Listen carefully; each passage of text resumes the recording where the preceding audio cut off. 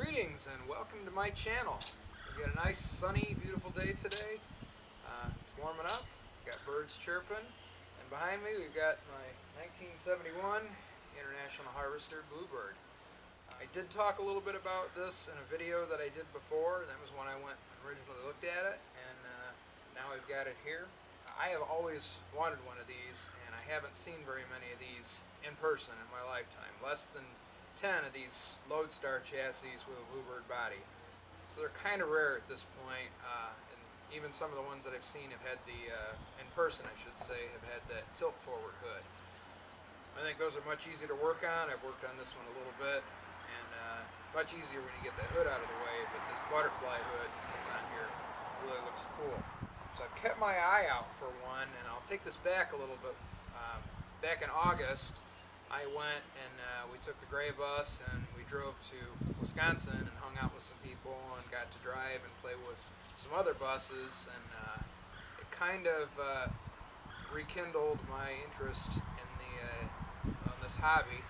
And I've kind of taken a step back from it because I've been really busy with my business. And we took that little break, and it was just kind of nice, again, rekindling my hobby and remembering why we do what we do and what we enjoy doing. So I started looking around, and then on one of the groups I'm a part of on Facebook, somebody had posted this ad for this bus. It was down in Georgia. Somebody was trying to get rid of it. The people that had it were using it for storage, and the lady that had it, her husband had died, and she was tired of looking at it and wanted it gone. So she listed it on Marketplace. So somebody else in this group I'm a part of had reposted this, and I checked it out, and I decided I wanted to go out and look at it. So I talked to my wife about it, and she wasn't too excited about the idea at first, because she says, "Man, don't you have enough buses that you don't do anything with?" And well, this thing's kind of rare, and I've always wanted one. There's not a lot of them out there, so I wanted to go look at it. So I ended up going down to look at it in Georgia. I rented a car and drove down there. I took some tools with me to see if I couldn't get maybe try and see if it could get it to run. I don't know how long it had been not running. And then when I got down there, I found out it wasn't in very good condition. And if you watch that previous video, you'll see I talk a lot about the bad stuff about it. The engine on this thing hadn't ran in a while. It'd probably been at least 15 years since they had it. Who knows how long it did run before they had it. We're just guesstimating here. There were no spark plugs in the engine. They were removed and they weren't replaced. And that's bad because it opens up the piston and the cylinder wall to any atmospheric pressure that wants to go in there, any moisture. It's open, it's exposed. Those cylinders can rust up and freeze up the engine. The oil had been drained out of it, and there was no plug in it. It's kind of a bad sign. The distributor cap was off, so somebody had been tinkering with it. All the rubber on this thing is pretty much shot. It does have a little bit of rust, but it's pretty good condition. And I just decided I don't think this is the bus for us. Yeah, here it is. This thing was down in Georgia. Brakes don't work on it.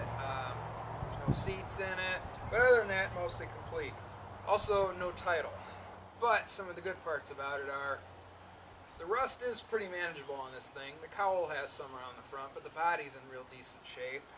You've got some really cool stuff on this thing. You've got the cursive International logo on there. You've got the older style Bluebird stuff, meaning like you got the older switch panel, because the one that's on here, I don't think they used it for very long, and then I think it was about 74 or 75 they changed to a switch panel. They used all the way up to 95.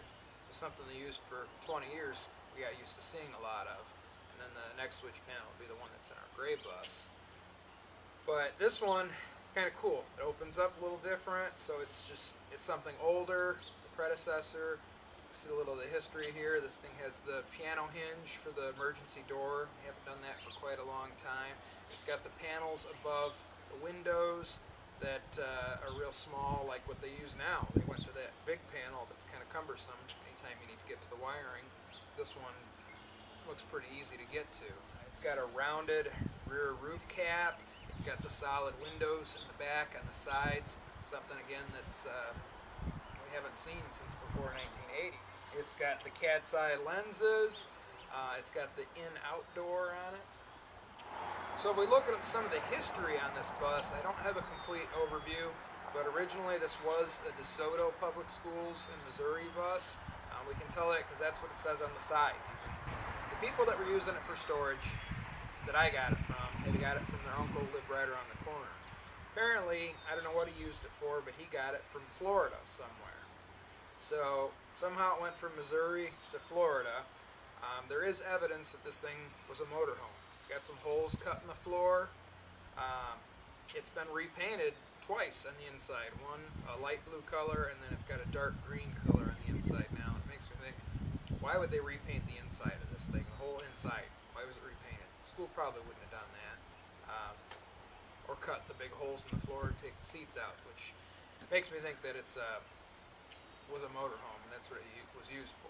Again, one of the really good parts about this is it's kind of an unmolested bus, for the most part. Yeah, the seats have been taken out, but it hasn't had any big giant holes cut in the side or anything crazy. Been welded or roof cut off and raised, nothing. It's pretty intact. So that's another one of the real good parts about this bus. I think I'm going to go ahead and wrap up this video now before we make this too long and too boring talking about this thing. I do have a question for you before I go. Why do you guys think that somebody would work on this and take the spark plugs out and not put them back in? Also, the starter was out of this thing. Why would somebody take that out and not put it back in? Why would they drain the oil and just leave it out? No putting oil back in, leave the plug out, and also why would the distributor cap be off like it was? So those things, what do you think? Leave in the comments below, and we'll see you in the next video.